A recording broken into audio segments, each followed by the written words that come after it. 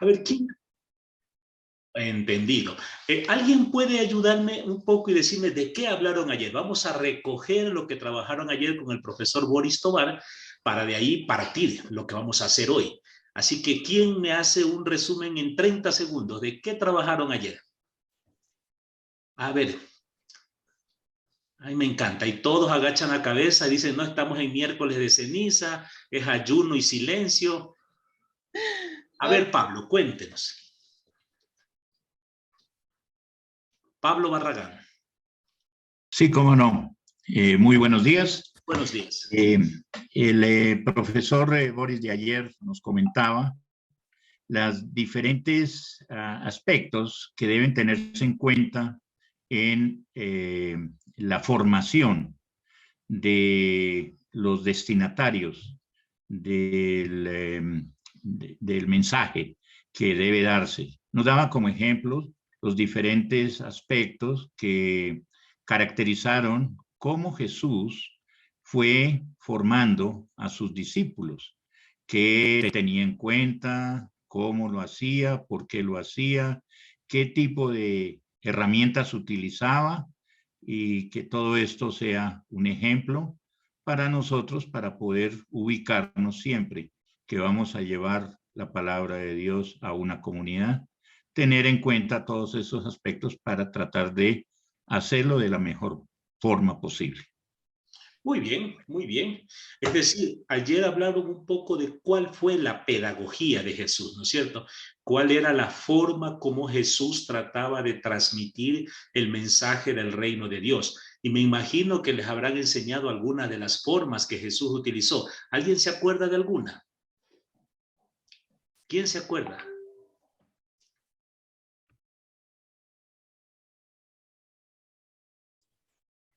Nadie se acuerda de ninguna. Dos partes. A ver, Ersi primero. Buenos días. Buen día. Pues de la pedagogía narrativa. La pedagogía narrativa. ¿Eso qué significaba?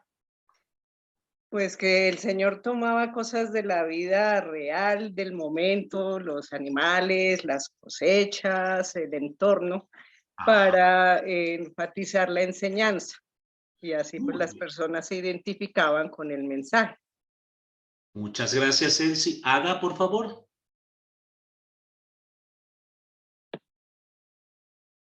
Ada Martínez. O Ana Lucía. A ver, Ada, ya está, díganos. Sí, buenos días. Tengo dificultades con el teléfono. Ya. No, también nos hablaba sobre las parábolas, ¿verdad? La fuerza con que estas deben de ir para que causen un mayor impacto tanto en el oyente como el educador, y por eso él, ¿verdad?, siempre tomaba las herramientas como el monte, las plazas, el templo, para enseñar de esta forma a aquellas personas que lo seguían. Muchas gracias, Ada. Ana Lucía. El profesor Boris nos explicaba la metodología que utilizaba Jesús para enseñar a sus apóstoles y a sus discípulos. Lo hacía a través de la pregunta, o sea, él respondía con otra pregunta, lo hacía construyendo parábolas, les hablaba con autoridad, dialogaba, y de ese diálogo él enseñaba, pero también aprendía, o sea, se aprende también de los discípulos. Jesús motiva al cambio de mentalidad, que era como el reto grande para llegar a la, digamos, a la santificación. Parte también de los acontecimientos y provoca la relación de realidades y genera un nuevo conocimiento. Su personalidad le vuelve sujeto de admiración, por eso la gente se le arrima, porque estaban los doctores de la ley, pero por esa personalidad que irradiaba Jesús, la gente lo admira y se le arrimaba, generaba confianza y aprende desde la práctica de sus discípulos. Muy bien, ahí tenemos, ¿no? Eso, y pudiéramos todavía sacar muchas cosas. A mí siempre me ha gustado, por ejemplo, la pedagogía de la pregunta de Jesús, ¿no? Porque a ratos nosotros tenemos esa tendencia a responder a todos, y Jesús no teme pasar como un ignorante que no sabe nada, ¿no? Por eso cuando alguien le pregunta, maestro, ¿cuál es el mandamiento más importante? Jesús responde, yo no sé qué dice la Biblia, tú sabrás. Y deja que la gente responda, ¿no? La Biblia dice que hay que amar a Dios y amar al prójimo. Eso mismo es, ¿sí? Lo importante que a veces en la evangelización no da respuesta, sino generar preguntas, generar preguntas. Yo recuerdo alguna vez un verbita que me decía, la gente tiene respuestas, la gente sabe, porque tiene la mayor riqueza, que es la experiencia diaria de la vida.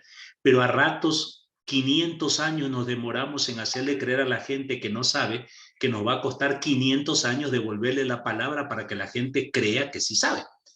¿Sí? Y voy a decir un dato más para introducir el tema de hoy. Hay un dato de la pedagogía de Jesús que no sé si, yo creo que sí habrá salido ayer, pero que ahora no ha salido todavía, ¿no?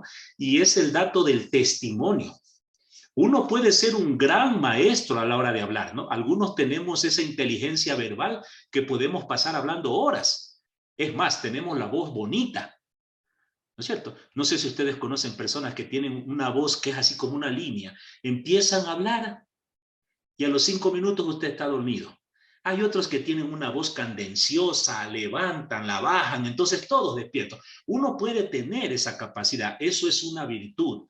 Pero si uno no da testimonio de lo que está hablando, no sirve de nada. Pablo dirá, es como una campana que suena pero que no sirve. El testimonio, ¿no? No sé si ustedes recuerdan, una sola vez, escuche bien la pregunta, solo una vez Jesús habló de sí mismo. Se puso él como ejemplo. ¿Recuerdan cuál fue el texto? A ver quién se acuerda. Lauren decía que tenía unos libritos que en la tarde iba a regalar. Pues bien, vamos a empezar con el primer librito ahora. ¿Cuál es el texto bíblico, el único en el que Jesús se pone como ejemplo a sí mismo? 5 segundos. 4, 3. ¿Quién dice que soy yo? Dice él. Si no, ahí está preguntando él también. Pues no, yo digo que él se pone de ejemplo. 2. Carlos Gustavo, ¿usted sabe? ¿Sí? Pues les ayudo. Es un texto bien. La única vez que Jesús se pone de ejemplo es para decirle a sus discípulos, aprendan de mí que soy manso y humilde de corazón. Es la única vez que Jesús se pone por delante de sus discípulos para demostrar que él daba testimonio de su vida. Testimonio, ¿sí? El verdadero maestro no es el que habla bastante, el que da muchos conocimientos. De hecho, yo les invito por un momento, acuérdense cuando usted era estudiante de colegio, de escuela, de universidad, a veces incluso de estos cursos bíblicos, uno se olvida de lo que le enseñaron, pero no se olvida de la persona. La persona como que marca la vida, ¿no? El testimonio. Hay personas que cuando hablan tienen fuego en la mirada, tienen convicción en la boca, qué sé yo, sus palabras marcan. Y eso es. Y de eso es lo que vamos a hablar hoy en continuidad con la pedagogía de Jesús. O sea, para que nos ubiquemos, ayer vimos la pedagogía de Jesús. Hoy vamos a ver la práctica de Jesús.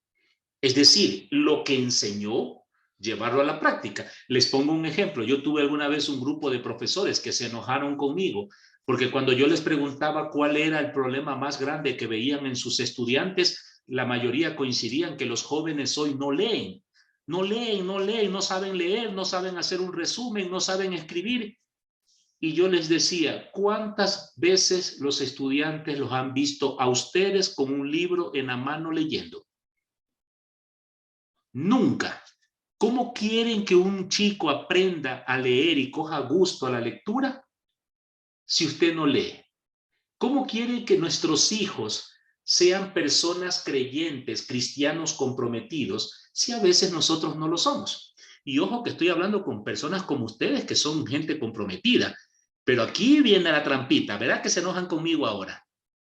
porque la trampita es que muchos de nosotros estamos comprometidos en la parroquia. Yo escuchaba hace un rato, vine de animar esto, fui a misa, yo soy catequista, yo soy servidor, yo trabajo.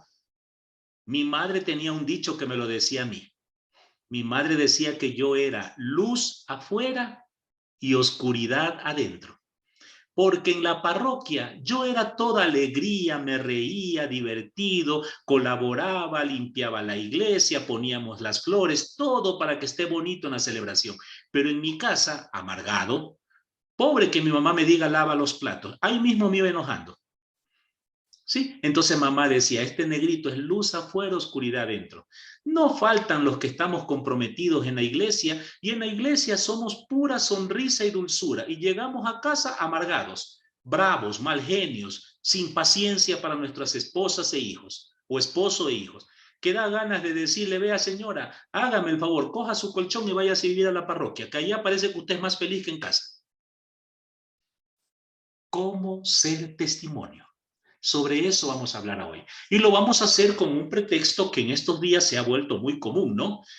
La sinodalidad. O sea, vamos a juntar esos dos temas, anótelo, ¿no? La sinodalidad y el tema de la práctica de Jesús. ¿Sí? ¿Por qué la sinodalidad? Porque es un tema que estamos viviendo en estos días. Yo me imagino que en sus parroquias, diócesis, en sus países hay ahorita una efervescencia. Todo el mundo habla de esto, ¿no? Me hizo acordar cuando hace algunos años se declaró el año de la Eucaristía, todo el año hablando de la Eucaristía. Y después declaró el Papa Francisco el año de la misericordia, todo el año hablando de la misericordia. Lo cierto es que en el año de la Eucaristía hablábamos de la Eucaristía, pero poca experiencia tuvimos del encuentro con el Señor Eucarístico. Y cuando fue el año de la misericordia hablábamos cosas bonitas de la misericordia, pero poco hicimos para reconciliarnos con quienes estábamos peleados. Y ahora corremos el mismo riesgo, que empecemos a hablar de sinodalidad. Esa palabra está tan difícil de pronunciar, y al final termine siendo un discurso más. Y hay motivos para estar con esperanza, ¿no? Les adelanto solo uno, vea, solo a manera de ejemplo. ¿Sabían ustedes que en el sínodo que acaba de convocar el Papa Francisco, por primera vez en la historia de la Iglesia, escuche bien, por primera vez en la historia de la Iglesia va a participar una religiosa con voz y voto? Eso ya es una novedad. Porque hasta ahora habían participado muchas religiosas, pero solo las invitaban como oyentes. De vez en cuando le pedían su opinión, pero hasta allí. Ahora tenemos una hermana y hay que rezar bastante porque esa hermana nos representa a todos los que somos, digamos, que hemos estado siempre a la base de la iglesia y que ahora va a tener voz y voto. Y entonces no sé cómo lo estén haciendo en sus parroquias, hay encuentros que se están haciendo a nivel parroquial, a nivel diocesano, va a haber reuniones, se está pidiendo opiniones, que Norma, que Zulema, que Luis, que Víctor Hugo, mi amigo Víctor Hugo Landazuri, de que todos digamos cómo vemos esta iglesia, las fortalezas y debilidades. Porque el Papa está interesado y tenemos que levantar la voz todos juntos y orar para que nuestra voz no se diluya, porque corremos el riesgo que se diluya, que como Juan Bautista seamos una voz que clama en el desierto. No, tenemos que rezar para que se escuche la voz, no solo de nosotros que estamos dentro de la iglesia, bien que mal participando, que se escuche la voz de aquellos hermanos y hermanas que se han alejado de la iglesia, que se fueron a otras iglesias, que abandonaron toda práctica religiosa, que se escuche la voz de los que estamos enamorados de esta iglesia santa y pecadora, pero que también escuchemos la voz de aquellos que están resentidos con esta iglesia, que se escuche la voz de hombres, de mujeres, de niños, de ancianos, para ver si abrimos la iglesia a otro. Ese es el objetivo. ¿Cómo vamos a trabajar entonces? Verán, vamos a hacer una primera parte hasta el momento del receso para ubicar lo que es la sinodalidad. Sobre todo, yo no voy a repetir lo que ya la mayoría de ustedes quizás han escuchado, porque esto se viene hablando en todos lados. Voy a dar otras reflexiones, algunas preguntas que quedan. Luego iremos a un pequeño receso y volveremos para hacernos la pregunta. Y la pregunta de fondo es, ¿qué criterios, qué pautas nos puede brindar el testimonio de Jesús para que hoy nosotros, los presentes, no, Marcelina, Norma, María Guerrero, podamos vivir este espíritu de sinodalidad, empezando por la iglesia doméstica, nuestra familia, pasando por nuestra iglesia amplia, que es la parroquia, hasta llegar a ese espíritu universal de la iglesia en todo el mundo y ese espíritu ecuménico de dialogar con hermanos de otras creencias, que también son nuestros hermanos en la fe, pues, ¿no?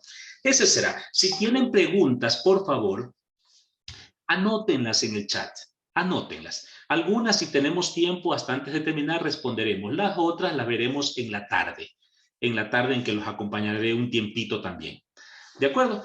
Si hay algo que no queda claro, por favor, levante su mano. Como Katy está aquí, ella me va a ayudar y me va a decir, alguien tiene una pregunta muy concreta para responder, para que no se quede como largo. Entonces, les voy a presentar un PowerPoint. Podría repetir la pregunta que yo acabo de hacer. Básicamente, la pregunta que digo que vamos a resolver en la segunda parte es, ¿cómo o cuáles son los criterios que Jesús nos brinda para vivir esa sinodalidad, ese espíritu comunitario? ¿Sí? Y ahorita lo vamos a ir ahondando algunos de estos temas, ¿no? Porque si vamos a cuestionarnos, ¿no? Comunidad no es estar agarrados de la mano todo el día y decir qué bonita la familia del verbo divino, ¿no? Porque toda familia tiene problemas. De hecho, los problemas son necesarios. Las tensiones son necesarias. Ser comunidad no es que no haya problemas y que nos llevemos bien todos. Ser comunidad es aprender a respetar nuestras diferencias, acogiéndonos con cariño. Eso vamos a ahondarlo ahora, ¿ya? Muy bien, entonces les comparto. Esta presentación luego les harán llegar a ustedes para que la puedan utilizar si la desean, ¿no es cierto? Entonces, el título que vamos a poner a la formación del día de hoy es Jesús nos invita a escuchar y a dialogar. Algunas pistas para prepararnos también a este sínodo al que la iglesia nos invita. Tengan en cuenta estas tres palabritas que están abajo, que luego las vamos a reflexionar, ¿no? 3 sueños que tiene el Papa Francisco. Que aprendamos a vivir en comunión, que aprendamos a participar activamente en esta iglesia y que apostemos a la misión. Aclaremos primero el concepto. ¿Qué es la sinodalidad? 3 ideas vamos a decir, ¿no? ¿Qué es sinodalidad? Es la identidad de la iglesia. Es decir, cuando nosotros hablamos de qué es la iglesia y nos piden, definamos qué es iglesia, tendríamos que decir que la iglesia es un pueblo que camina unido, cada uno a su paso, a su ritmo, para llegar al reino de Dios. Por lo tanto, la iglesia es sinodal porque somos corresponsables, participamos en conjunto y vivimos el espíritu comunitario. ¿Qué significa corresponsable? Por ejemplo, que las decisiones que se tomen en nuestras parroquias, en nuestros movimientos laicales, sean decisiones que se tomen de manera circular, como comunidad, donde discernimos todos, donde todos aportamos. No lo que a veces tenemos, que es un modelo de iglesia así como una pirámide, que de arriba nos dicen lo que tenemos que hacer y los de abajo simplemente cumplimos, aunque no estemos de acuerdo, ¿no? Por eso hasta la palabra es curioso, cumplimiento. Voy a cumplir aunque estoy mintiendo porque no creo en eso. No, una iglesia circular, una iglesia donde todos participamos. Esto no es nuevo, esto ya está en la tradición de la iglesia. Los antiguos en la iglesia tenían una expresión en latín, ¿no? Extra ecclesiam nulla salud, decían ellos. Fuera de la iglesia no hay salvación, pero dentro de la iglesia, vox populi, vox Dei. Es decir, la voz del pueblo es la voz de Dios. ¿Qué significaba esto? Que ciertamente la iglesia es el espacio donde nosotros nos salvamos, pero esa iglesia, espacio donde nos salvamos, no es exclusivamente de un grupo de privilegiados, es de todo el pueblo. Y finalmente, Dios manifiesta su voluntad a través de ese pueblo, de su historia, de sus luchas. Y habría que empezar por escuchar. No sé si ustedes saben, en la historia de la iglesia hay varios momentos en los que el pueblo tomó decisiones en nombre de la iglesia. Un caso que quizás sea conocido, el de San Agustín. San Agustín era un hombre buena gente y todo, pero bastante mundano. Y pues alguna vez se convierte y el pueblo a viva voz le pide que sea obispo. Y fue el pueblo el que finalmente lo instituyó obispo de la ciudad de Hipona. Ustedes y yo estuvimos a punto de ver esa experiencia en nuestra vida, a punto, Ana Lucía. Casito pasamos a la historia. Solo nos faltó eso, porque miren que nuestra generación es privilegiada. Fíjense que vivimos el COVID, una pandemia, cosa que otros no han vivido. Y parece que vamos a vivir hasta la Tercera Guerra Mundial con esta cosa. Cosas feas nomás. Pero entre las cosas buenas, estuvimos a punto de ver que el pueblo nombre un santo. Como lo está escuchando. Cuando murió Juan Pablo II, se levantó una fuerte voz, un rumor poderoso ahí fuera del Vaticano, en que la gente gritaba y clamaba que lo hagan santo ya en ese momento y que el pueblo lo pedía. Pero el Papa Benedicto XVI muy prudentemente dijo que había que esperar, que si iba a ser un santo, tenía que ser con el discernimiento de la Iglesia. Entonces, primera cosa, la sinodalidad es la identidad de la iglesia como pueblo que camina al reino de Dios, sintiéndose corresponsable y participando en comunidad. Una segunda idea sobre lo que es la sinodalidad es que es una clave para transformar la misión de la iglesia. En este sentido, los movimientos laicales, las parroquias, las diócesis, los colegios, las universidades, todos debemos hacer escuchar la voz. La sinodalidad es ese espacio en el que se permite que todos hablemos y que todos expresemos cómo debería ser hoy la misión. Miren que han cambiado. Les pongo 3 momentos solamente para que vean. Usted recordará, aunque sea por lectura, y los que tienen un poquito más de edad a lo mejor tienen un recuerdo de su infancia. ¿Qué era antes la misión en la iglesia? Era un padrecito que se iba a un pueblo medio perdido, y se iba, qué sé yo, por época de Cuaresma, y predicaba y hablaba de la santidad, del pecado, del infierno, y luego traía agua y bautizaba.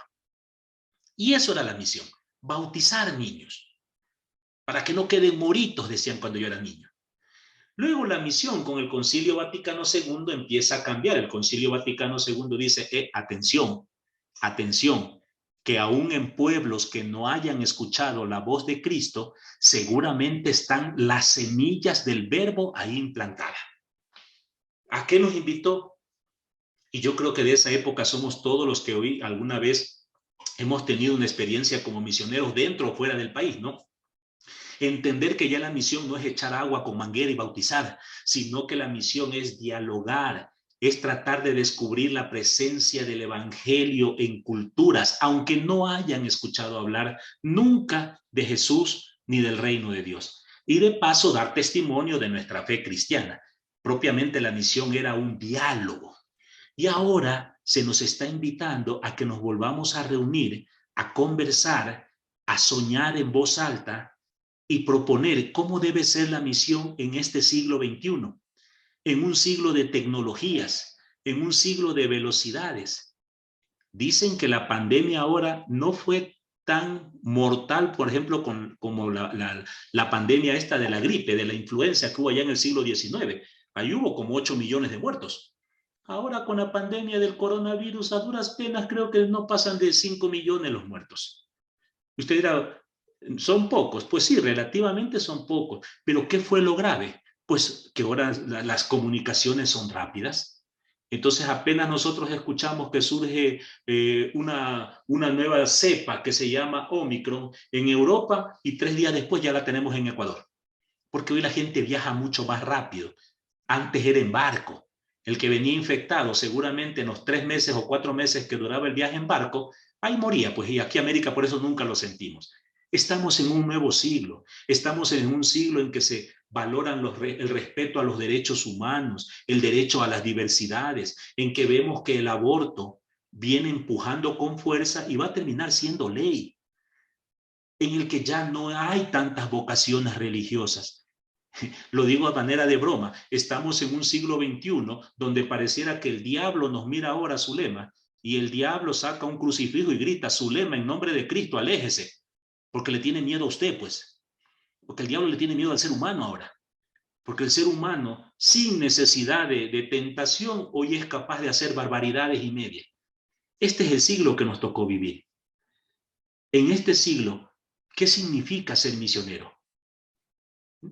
¿Qué significa ser misionero? Por eso, la tercera característica es que la sinodalidad viene marcada profundamente por el discernimiento, ¿no? La palabra discernir significa reunirse para mirar lo que está pasando y descubrir cuáles son las causas, cuáles son las consecuencias, quién lo provoca, dónde afecta, qué nos puede pasar a mediano y a largo plazo. Preguntas importantes que tenemos que hacernos como iglesia. Ahora bien, el Papa Francisco, Rafael, dice una cosa muy importante. Ojalá que este discernimiento no sea colegial solamente. Cuando nosotros hablamos de discernimiento colegial, es con lo que hemos visto en los últimos tiempos, ¿no? Que se reúnen solo los obispos, en un sínodo de obispos, y ellos reflexionan y llegan a decisiones, que no es que estén malas, pero la pregunta que siempre nos hacemos es, ¿esas decisiones están asentadas en el clamor de la gente, en lo que el documento de Medellín llamaba los signos de los tiempos? Por eso, Francisco, y anótelo, si está escribiendo subráyelo, póngale con rojo para que quede allí. Nos invita a un discernimiento eclesial. Les voy a hacer una preguntita, que no me la van a responder aquí. A la hermana Mónica, Carmita, Norita, Marcelino, piensen en sus lugares de trabajo, parroquial me refiero, eclesial. Piensen en las personas a las que casi nunca dejamos hablar porque consideramos que no tienen mucho que decir, que son a veces los ignorantes, que son los que no aportan mucho. Quizás hoy el discernimiento sea darles a ellos la prioridad. Escuchar su voz, esa voz que no hemos escuchado.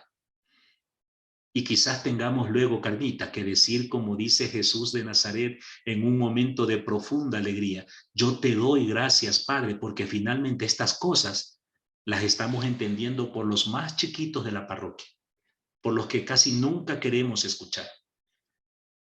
Yo tuve el otro día se molestaron un poquito en una parroquia que me invitaron a hablar de este tema y ahí estaban los coordinadores de Juan 23, de Lazos de Amor Mariano, de los equipos de Nuestra Señora, estaban los miembros de Emaús, estaban los catequistas, el grupo de jóvenes. Yo le decía, ¿qué hacemos aquí reunidos entre nosotros si ya sabemos qué pensamos?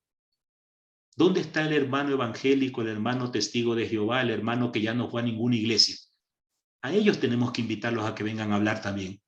Abramos el corazón.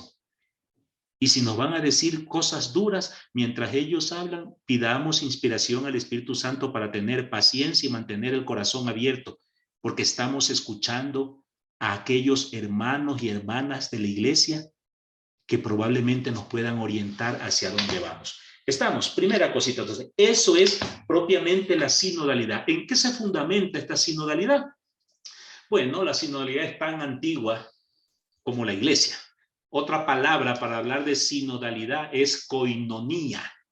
Esa palabra griega, ¿no? Koinonía, si la traducimos literalmente, significa viajar juntos. En términos de iglesia, nosotros hablamos de koinonía para representar la comunidad que se reúne a celebrar su fe. Lo vuelvo a repetir para que quede claro, ¿no? Sinónimo de sinodalidad es koinonía.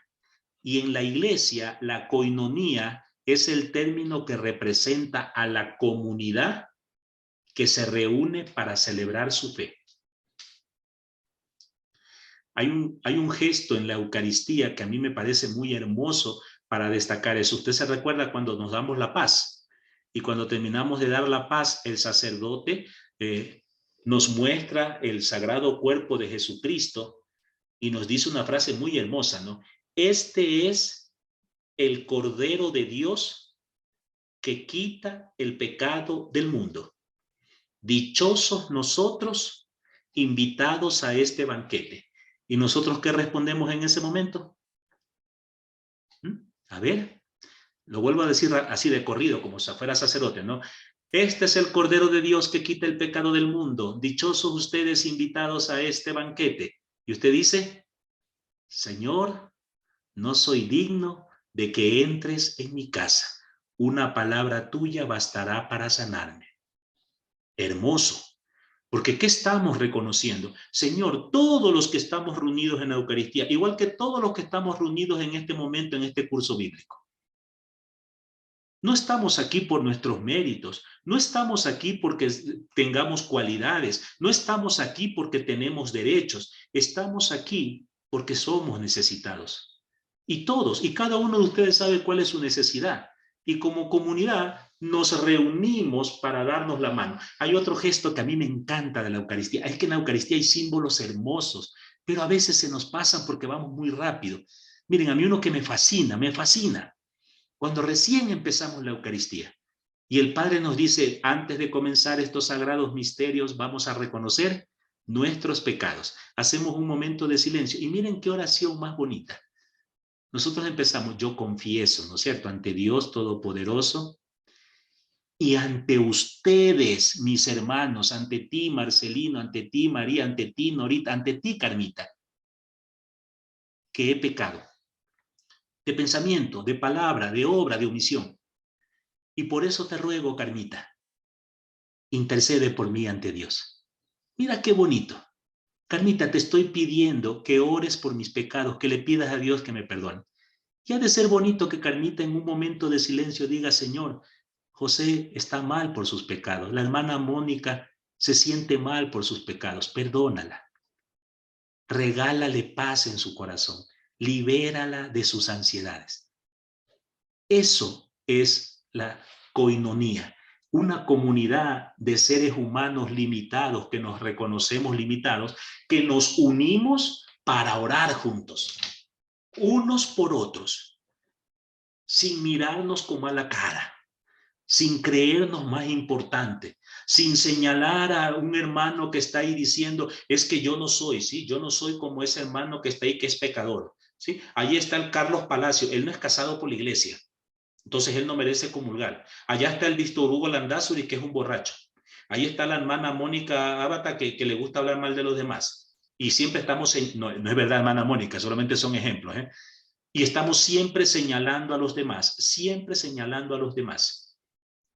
creyéndonos que unos somos más importantes que hoy. En la casa del Padre hay habitación para todos, dice Jesús, y yo me adelanto a preparar la casa para recibirlos a todos. Juan capítulo 17, Padre, te doy gracias porque ninguno se me ha perdido y ninguno se me va a perder. El origen de este término de sinodalidad o de sínodo se remonta al Concilio de Jerusalén, Hechos capítulo 15, versículos del 6 al 12. No sé si ustedes recuerdan lo que pasó en el Concilio de Jerusalén. Tienen un problema muy serio, porque resulta que a Pablo ya le dio por ir a evangelizar no a judíos propiamente. Sí, porque al inicio no había problema. Jesús predicó para sus hermanos judíos de manera preferencial en Galilea y en Jerusalén. Y lo mismo empezaron a hacer sus discípulos. Pero de pronto viene uno llamado Saulo, que luego se hace llamar Pablo, y a él se le ocurre, claro, el texto dice que el Espíritu Santo tomó la decisión de que Pablo, Bernabé y Juan Marcos vayan a otros pueblos. Y parece que les fue bien y lograron algunas conversiones. Ahora, cuando Pablo presenta a los nuevos hermanos que creen en Cristo, los primeros hermanos, como buenos judíos, dicen, bueno, pues entonces que practiquen la circuncisión, que era el gesto por el cual ellos se sentían parte del pueblo de Dios. Y Pablo dice, no, Señor, ellos no tienen por qué circuncidarse. Y se arma una pelea. La pregunta era simple. ¿Para seguir a Cristo hay que circuncidarse, sí o no? Hoy la respuesta es facilita para nosotros. Pero en aquel entonces no era tan fácil. Claro. Y entonces allí tienen la primera reunión el primer desafío de la coinonía, el primer encuentro sinodal para responder a eso. Y miren que al final la respuesta, que Pedro la va a resumir, dice una frase muy bonita: el Espíritu Santo y nosotros, en conjunto como comunidad, hemos decidido que para seguir a Cristo basta vivir el mandamiento del amor y que cada uno respete al distinto. Después de eso, Pablo sale a predicar, a evangelizar, ¿ya? Ahí está el origen de esta sinodalidad de la que estamos hablando. De este texto de Hechos capítulo 15 podemos sacar como algunas enseñanzas, ¿no? Primero, que detenerse no es una opción. ¿Usted se imagina que la iglesia en ese momento hubiera decidido, no, sabe que cada uno haga lo que le dé la gana? Ya, los de Jerusalén vayan por su camino, Pablo y Bernabé vayan por el suyo, y mejor dicho, no. Bueno, no, esperemos. No, detenerse, pararse, no es una opción. No es una opción. La única opción cristiana es ser misionero. Eso lo decía el documento de Aparecida, no sé si recuerda. El documento de Aparecida, donde el Papa ya participó activamente, y por eso el Papa Francisco viene repitiendo el tema, ¿no? El documento de Aparecida dice que tenemos que ser discípulos misioneros. Lo digo de otra manera para interpretarlo. Nadie que no tenga espíritu misionero puede declararse cristiano, así vaya a misa todos los días. Porque la Eucaristía, toda nuestra vida sacramental y litúrgica, es como el alimento para fortalecer nuestro espíritu para poder salir a buscar a las ovejas perdidas. Entonces, la iglesia, como discípula de Cristo, necesariamente se vuelve misionera. Y quizás una aclaración para que no haya problemas, ¿no? Cuando hablamos de una iglesia misionera, no significa que todos tenemos que irnos a otros continentes o a otros pueblos. No, ese es un don especial que no todos lo tenemos. Algunos no lo tienen por su salud, otros no lo tienen porque hicieron una opción de un matrimonio y tienen hijos pequeños a los que tienen que cuidar. Entonces, no, otros tienen ya suficiente edad, ya no pueden ir de misioneros. No se trata de ser misionero físicamente, sino tener espíritu misionero. ¿Sí? Acuérdense que la santa matrona de las misiones nunca fue de misión a otro país, pero consagró su vida a orar por las misiones. ¿Ya? Entonces, sínodo y concilio terminan siendo dos términos sinónimos. Ahora, utilizamos mucho más el segundo. Por mucho tiempo hemos utilizado más la palabra concilio. De hecho, uno habla del concilio primero, el concilio Vaticano I, el concilio Vaticano II, el concilio de Constantinopla, que el concilio de Niceno-Constantinopolitano. Sínodo es un término que recién empezó a utilizarse de manera recurrente en el concilio Vaticano II, es decir, recién en el año 1965. Ya algunos de ustedes estaban en este mundo. ¿Sí? Empezamos a usar el término sínodo por un sentido, por la diferencia. La palabra concilio nos hace referencia de alguna manera. Cuando uno piensa en un concilio, piensa en obispo, piensa en presbíteros, piensa en la autoridad jerárquica de la iglesia. Mientras que sínodo nos da más esa idea de comunidad, de encuentro entre hermanos y hermanas. ¿Sí? Hasta aquí, ¿alguna pregunta? Solamente he ubicado generalmente lo que es un sínodo. Lo resumo en 3 palabras. Sinodalidad es espíritu de comunidad de una iglesia que discierne su misión. Lo repito. Sinodalidad es espíritu de comunidad de una iglesia que discierne su misión hoy. Con todo lo más que usted le puede agregar de lo que haya podido captar ahora, ¿no? Comunidad circular, comunidad participativa, comunidad corresponsable.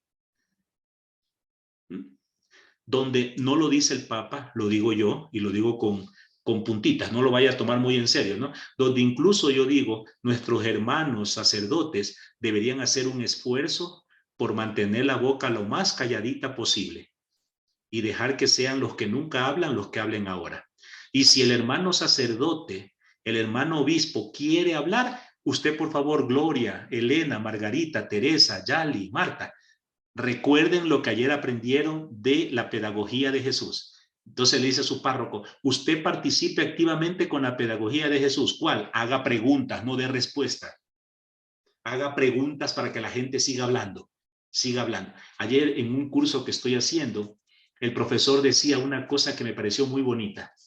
Mientras menos habla el profesor, más aprenden los estudiantes. Y eso me parece bonito. Mientras menos habla el profesor, más aprenden los estudiantes, porque el mayor conocimiento se aprende en el intercambio, no en la escucha. Cuando el Papa Francisco nos invita a vivir la sinodalidad, lo que nos está llamando a experimentar son estos 3 elementos que ustedes ven allí. Memorícelos, por favor, grábeselos. Porque a la pregunta de cuál es la misión de la iglesia del siglo XXI, tenemos que responder con eso.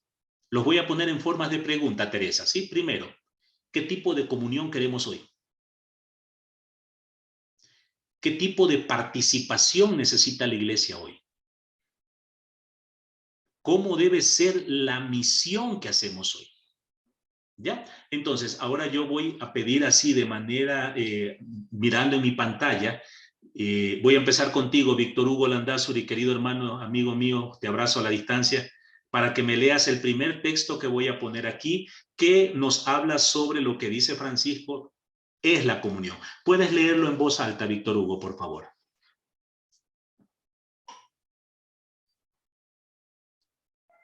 Víctor, por favor, abre tu micrófono. Si abres tu micrófono, hermano.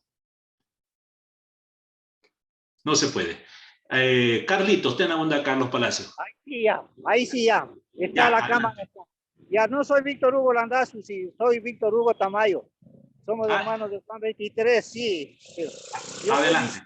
Sí, sino que en este momento estoy acá en la calle, tengo una cita médica que me van a poner unas inyecciones y está entrecostado eso. Te ruego me disculpes. No te preocupes, hermano. A ver, Carlos Palacio, ten la bondad de leer, hermano.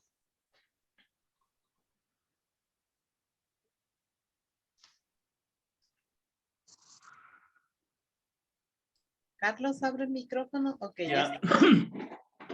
El Espíritu nos dará la gracia para seguir adelante, escucharnos y comenzar un discernimiento hoy, siendo solidarios con las fatigas y deseos de la humanidad.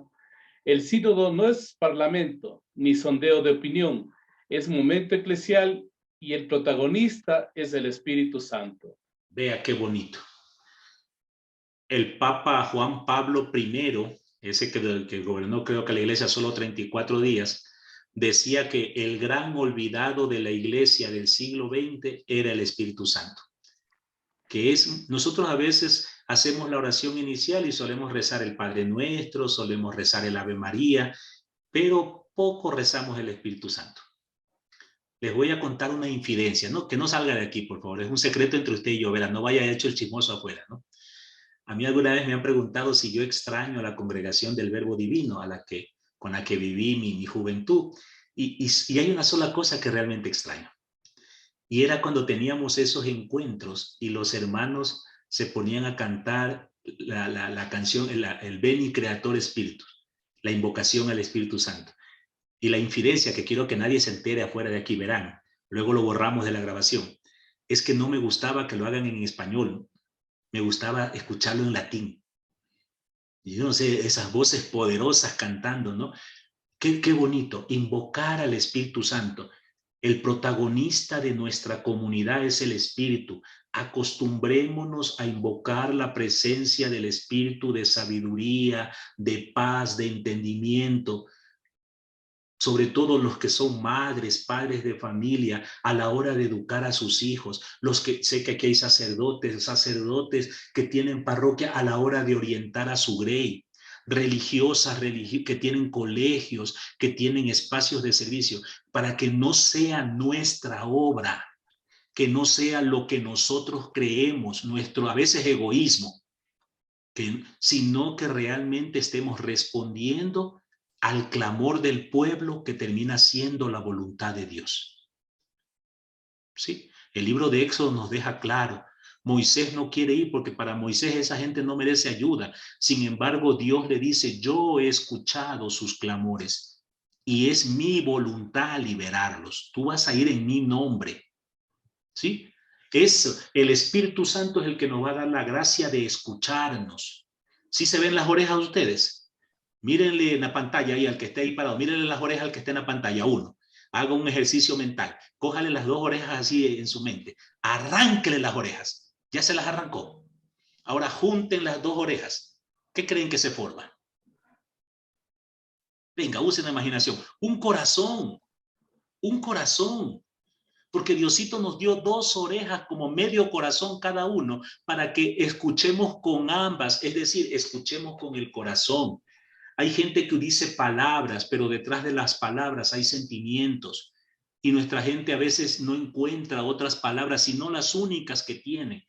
Y nuestra tarea es aprender a escuchar y discernir las necesidades. Discernir lo que busca.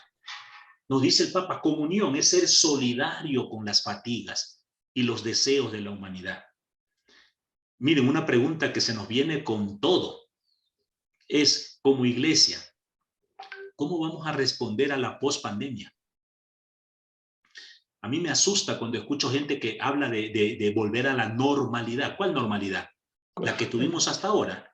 ¿Eso les parece a ustedes que esa normalidad valía la pena? Valía la pena la normalidad. Voy a hablar solo de la ciudad de Quito, que es donde yo vivo. Esa normalidad donde cada mes 30 toneladas de alimentos se iban a la basura. ¿Sí? 30 toneladas. Que era la gente que iba a un centro comercial y se pedía un arroz con menestra, con chuleta, y no le gustaba el tomate, no le gustaba la lechuga, dejaba un poquito de arroz, un pedazo de carne que ya no quería y todo iba a la basura. 30 toneladas. ¿A esa normalidad queremos volver? ¿O podemos discernir como comunidad que de pronto la pandemia del coronavirus puede ser una llamada para ver qué es lo que el mundo necesita hoy? Sí. El sínodo, finalmente, dirá el Papa, no es un parlamento, no es un sondeo de opinión, no es donde nos sentamos para escuchar a brillantes profesores como Lauren Fernández o José Guerra o Boris Tobar, que nos vienen a dar cátedra de lo que ellos saben porque ellos han estudiado, y mientras tanto yo escucho y escucho. No.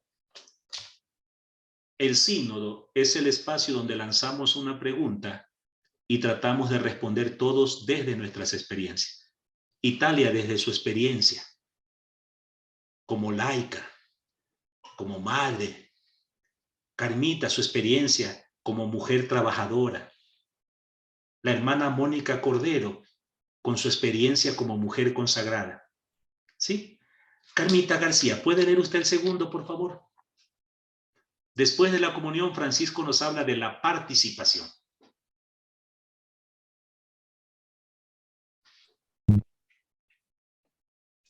En el Vaticano II se dijo que entre obispos y presbíteros debía existir amistad, colaboración con diáconos y religiosos, colaboración entre seglares y clérigos, que las mujeres puedan ejercitar sus dones, recordar a los jóvenes las nuevas sed y las nuevas comunidades no católicas.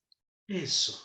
Ya el Concilio Vaticano II nos invitaba como iglesia a ir creando relaciones circulares, relaciones de cercanía, ¿no? Donde el obispo sea como un hermano mayor que acompaña a sus hermanos presbíteros, sacerdotes, en el ejercicio de su ministerio. ¿Sí? Donde exista una colaboración y amistad de los religiosos con los ordenados, sin mirarnos con desconfianza, donde los seglares puedan colaborar hombro a hombro. ¿Sí? A mí me da mucha tristeza cuando escucho que alguna vez un sacerdote, por ejemplo, le dice a un laico que medio le reclama algo, si no le gusta, váyase. Las puertas de la parroquia están abiertas, aquí yo no quiero gente conflictiva. Yo una vez escuché eso decir a un párroco, a los jóvenes. Le dijo, la puerta está abierta, jóvenes. Si no les gusta como yo trabajo, pueden irse a su casa. Entonces yo levanté la mano y le dije, padrecito, en todo caso, váyase usted. Porque estos muchachos tienen su casita aquí en el barrio, pues. Este es su barrio, ellos no pueden llevarse la casa al hombro. Usted llegó aquí con una maletita de ropa nomás. Así que es fácil, agarre su maleta y váyase nomás donde lo quieran escuchar, pero... O dialogue con los jóvenes, escúchelos. Bueno, para no alargarles el cuento, votó a los jóvenes y me votó a mí también, así que nos fuimos todos de la parroquia por último. No importa, pero se hizo la batalla. Yo recuerdo alguna vez en la escuela de teología para laicos, un sacerdote vino a reclamarnos que él enviaba a sus laicos para formarse, para que le ayuden en la parroquia. Y dice, yo no sé qué formación les dan ustedes, que aquí tenemos un montón de laicos que quieren ya mandar en la parroquia. Yo cuando lo escuché dentro de mí le di gracias a Dios. Digo, estamos haciendo bien las cosas. Luego decirle, padre, no es que ellos quieran mandar sobre usted. Lo que pasa es que cada uno tenemos una tarea distinta. La suya, por algo le decimos cura. La suya es la cura de almas. Escuchar al que está triste, al que está deprimido, al que está estresado, al que está deprimido. Liberar el alma de tanto pecado que a veces llevamos por dentro. Usted preside la Eucaristía, bendito Dios que usted tiene ese ministerio sagrado de hacer que el pan y el vino se conviertan en el cuerpo y la sangre del Señor. Eso es suyo, Padre, y nosotros no podemos hacerlo. Pero luego organizar las comunidades de base, los grupos bíblicos, la catequesis, los encuentros matrimoniales, esa es tarea nuestra como bautizados. ¿Sí? Sobre todo, de manera especial, Francisco va a poner eso que leen allí, ¿no? Donde las mujeres puedan ejercitar sus dones femeninos, sus dones maternos. Tantas cosas que pueden enseñarnos las mujeres, que en menos de 150 años lograron crear espacios sociales donde se respete su derecho a ser profesionales, independientes, a no depender de un hombre. Lo hemos logrado en todas las sociedades seculares, pero nos falta todavía en la iglesia, ¿no? Todavía tenemos hermanas en la iglesia cuya única tarea es arreglar las flores. O en el mejor de los casos, las que mejor les ha ido son ministras de la Eucaristía. ¿Sí? Pero todavía nos cuesta. Y el mundo, esto lo podemos discutir cuando quieran, pero a mí nadie me quita que la historia demostró que cuando las mujeres cogieron el poder, el mundo le iba bien. Yo no sé por qué, creo que tiene que ver con los genes, ¿no? Nosotros los varones estamos llamados como a ser conquistadores y eso de ser conquistadores nos lleva a ser peleones, a pelear espacios, protagonismo. Las mujeres tienen más capacidad, mucho más. Y finalmente, nos dirá el Papa, participación, recordando a los jóvenes. Esto ya lo decía el Concilio Vaticano II, el documento de Puebla, en el año 1979, gritaba a los cuatro vientos. Lean algún ratito los documentos de Puebla. Los obispos gritaban en la ciudad de Puebla, en México, por Dios, los jóvenes, se nos están escapando los jóvenes. Los jóvenes del año 79 son los que hoy son abuelos ya. Muchos de ellos se alejaron de la iglesia. Son los que se alejaron. Y alejándose ellos hicieron que sus hijos ya no vivan a fe. Y los que pagan las consecuencias son los nietos hoy. Chicos que ya crecieron en ambientes, ¿no? Hoy también la iglesia nos está gritando a los cuatro vientos, el medio ambiente, el mundo. Cuando nos demos cuenta ya el mundo habrá desaparecido. Y finalmente, pues las nuevas comunidades eclesiales de base y también las comunidades no católicas. Vamos a leer el último. No sé, Gloria, si quiere leernos, o a quién le pido que tenga ganita. Hermana Mónica Ábata, ¿tendría usted la bondad de leernos el último de los aspectos que nos señala Francisco sobre la misión? Tenga la bondad. La misión salvífica de la Iglesia con respecto al mundo es integral, aunque espiritual, implica la promoción humana temporal. Ciertamente, hay distinción entre lo material y la gracia, pero no separación. Dualidad no es dualismo. Las falsas oposiciones deben ser superadas. Esa es la misión de la Iglesia. Ciertamente la nuestra es la búsqueda del reino de Dios, que es una dimensión espiritual profunda. Pero no se construye el reino de Dios con estómagos vacíos. No se construye el reino de Dios mientras haya un niño viviendo en la calle. No se construye el reino de Dios mientras una mujer sigue siendo agredida en un mal llamado hogar. ¿Sí? Entonces, básicamente lo que nos invita el Papa en la misión es una promoción que sea también en las cosas temporales, ¿no? Ciertamente dice, hay que distinguir lo material y la gracia. La gracia de Dios es la que nos da la paz y la serenidad para caminar. Usted sabe bien que por muchos bienes materiales que tengamos, eso no nos asegura la paz. Uno puede tener 10 millones de dólares y vivir una angustia porque parece que es poco. Lo único que nos da paz es Cristo, y eso no hay ninguna duda. Pero tampoco se trata de ir al otro extremo donde algunos quieren llevar a la iglesia. No sé si usted alguna vez ha visto cuando la iglesia ha querido participar en cuestiones políticas levantando su voz, no falta el que levanta su dedo a decir que la iglesia se mete en sus cosas del templo y que no se meta en el mundo. No, señor, la iglesia tiene que involucrarse. La iglesia tiene algo que decir respecto al conflicto que hay entre Rusia y Ucrania. La iglesia tiene algo que decir con lo que está pasando con los migrantes. La iglesia tiene algo que decir con las corrupciones de los gobiernos latinoamericanos. Porque si la iglesia se calla es cómplice. ¿Sí? Cómplice. Hay una frase que no la he puesto acá, pero a mí me encanta. No sé si leyeron el documento de invitación del Evangelii Gaudium, donde el Papa le invita a los obispos a que hay que caminar junto con el pueblo. Y dice una frase muy bonita, ¿no? De vez en cuando hay que caminar delante del pueblo para irlo guiando, para ir abriendo camino, para ir previniendo algún peligro. Pero de vez en cuando hay que ir en medio del pueblo para irlo animando, hablándole, escuchándolo, respondiendo sus dudas. Y la última frase es la que más me gusta. Y otras muchas veces debe ir atrás. ¿Y saben por qué debe ir atrás? Por una razón que Francisco dice bonito. Porque la gente tiene olfato. Las ovejas tienen olfato. Las ovejas saben cuál es el camino que tienen que seguir. Y de vez en cuando la jerarquía en la iglesia solo tiene que dejarse guiar por el pueblo que intuye la voluntad de Dios. Qué hermosa frase. Esa es un poco nuestra misión. Y esto que dice para los obispos y sacerdotes también le dice para las religiosas y para nosotros los laicos.